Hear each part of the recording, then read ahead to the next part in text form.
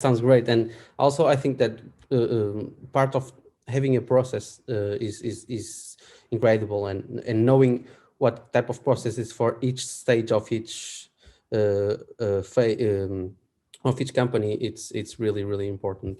So going a little bit deeper on this idea of the future of and what's coming, and you said more books are coming and more ideas are coming. Mhm. Where do you see the growth hacking or growth marketing market going? Because as you said, this was a trend that was catching up on the US a couple no 10 years ago, but it's Mhm. migrating to Europe.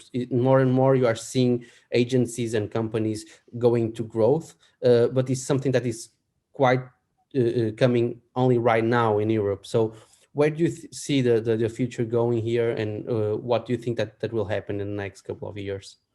Yeah, so I think a lot of people are talking about AI and automation and these type of things and machine learning, but that only works when you have a lot of data, and that only works when you have certain things in place.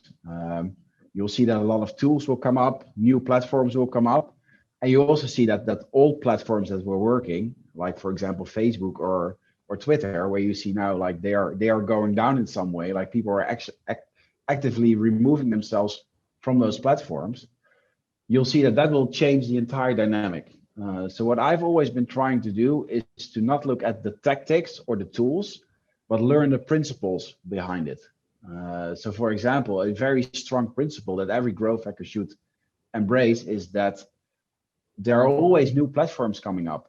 And in once it starts, there are not a lot of people are already monetizing or like exploiting the possibilities of that platform. So there is some kind of window where you can get really good returns. Like when you were the first who started advertising on Facebook or on Snapchat or on Facebook or on Google, you would make really good returns. If you do that right now, it's really hard to create the returns you could make like years ago.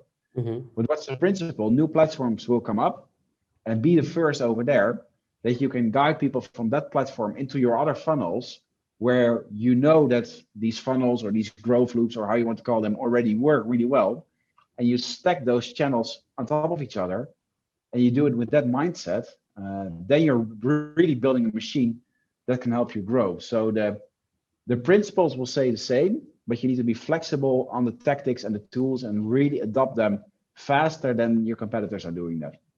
Okay, that's really interesting. Finding your niche in a way, and exploring that niche.